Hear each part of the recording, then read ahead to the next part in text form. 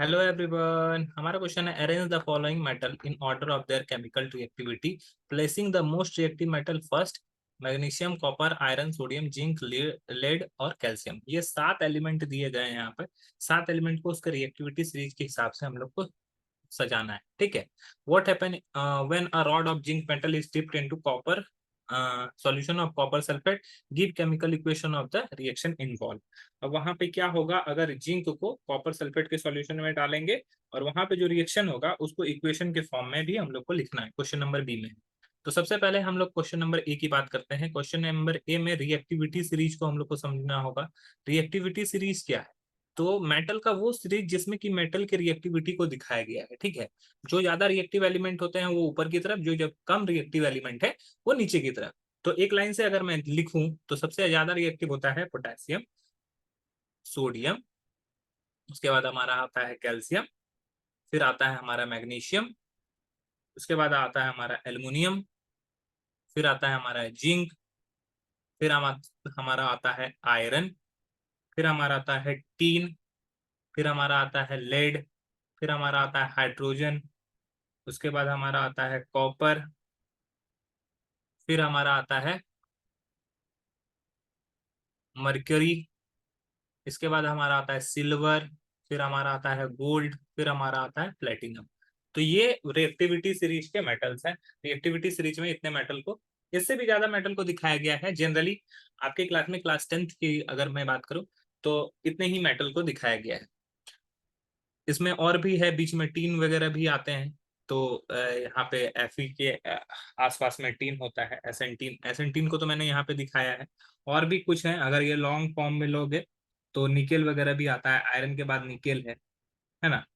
तो इस तरह से सोडियम का बाद बेरियम आता है। तो इस तरह से लॉन्ग फॉर्म भी इसका है, जिसमें से कुछ कुछ एलिमेंट यहाँ पे मिसिंग है। अब यहाँ पर हम लोग को 7 एलिमेंट दिया हुआ है। 7 एलिमेंट यहाँ पे इन्वॉल्व है। अगर हम लोग रिएक्टिविटी के सीरीज के हिसाब से हम लोग को लिखना है तो सबसे पहले देखो, अगर यहाँ पे देखेंगे तो मैग्नीशियम, मैग्नीशियम देखो कहाँ है, मैग्नीशियम यहाँ है। इसके बाद हमारे पास कॉपर है। कॉपर कहाँ है हमारा, कॉपर यहाँ है। इसके बाद हमारा आयरन है, आयरन Fe। ठीक है। इसके बाद सोडियम, सोडियम हमारा यहाँ है। उसके बाद हमारा जिंक, जिंक हमारा यहाँ है। इसके अलावा हमारा लेड यहाँ है। और सबसे कैल्शियम, कैल्शियम यहाँ। अब हम लोग को बोला गया है कि मोस्ट रिएक्टिव मेटल को ऊपर लिखना है, उसके बाद नीचे। तो सबसे पहले हमारा आ जाएगा सोडियम, फिर हमारा आ जाएगा कैल्शियम, फिर आ जाएगा हमारा मैग्नीशियम, उसके बाद हमारा आ जाएगा जिंक, फिर हमारा आ जाएगा आयरन, फिर हमारा आ जाएगा लेड, और सबसे आखिरी में आ जाएगा हमारा कॉपर।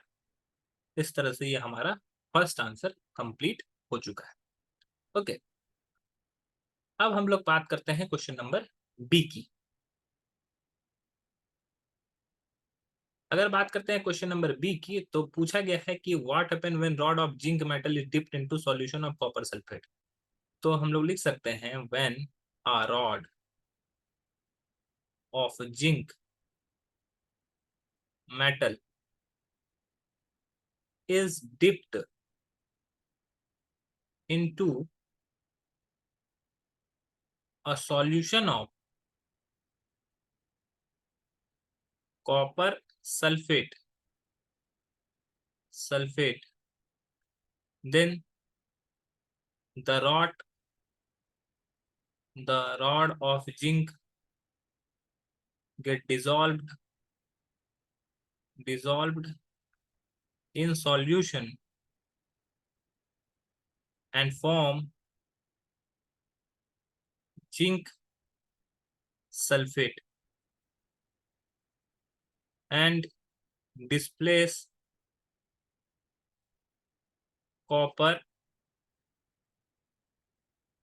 on zinc rod. ठीक है। जिंक रॉड पर ये कॉपर डिस्प्लेस हो जाएगा। तो यहाँ पे कॉपर का कलर भी लिख दो, रेड, ब्राउन। इस तरह से हम लोग आगे ऐड कर देते हैं, displace red brown copper on zinc rod.